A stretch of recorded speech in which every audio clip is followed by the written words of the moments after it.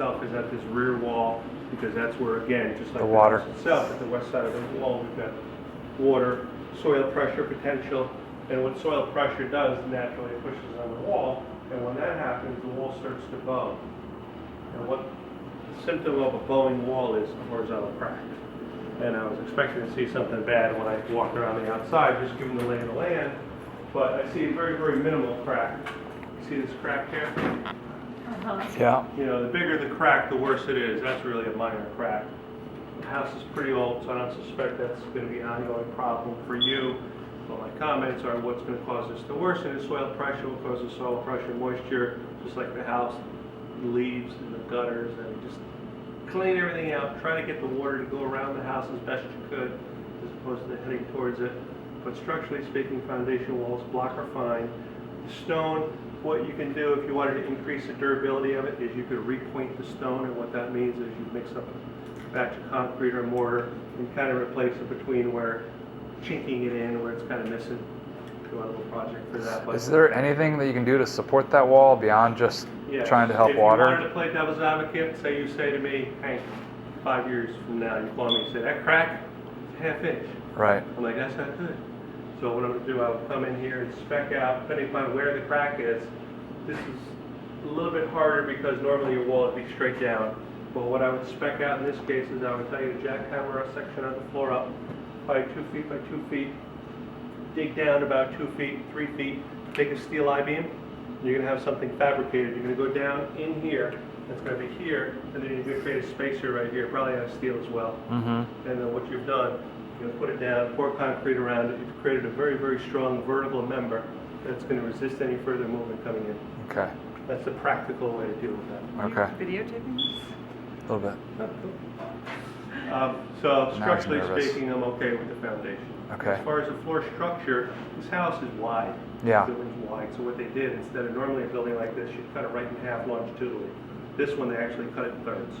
Okay. You can see you have a backbone there. Yeah. And then you hit 1/3 over, you have another backbone.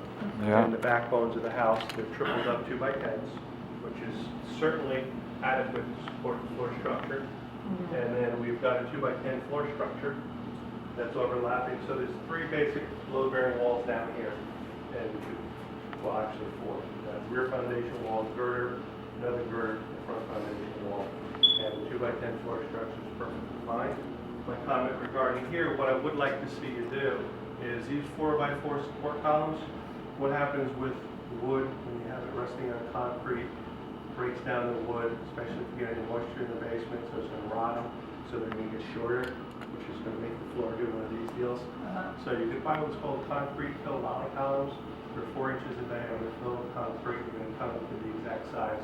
The biggest pain in the ass is cutting them to the exact size. You buy them oversized. In this case, you buy 10-footers, and you measure exactly and you cut them to size. Easiest way to cut them, take a big pipe cutter, you score the outside, keep scoring for 5 minutes, and whack it against something that's concrete and it snaps it off flush. And I'm going to recommend you replace the 4x4s with concrete fill lolly columns, $45-50 a piece to purchase them. So, but fundamentally, I have no issue with the house from a structural standpoint. And again, we're just kind of hitting the highlights.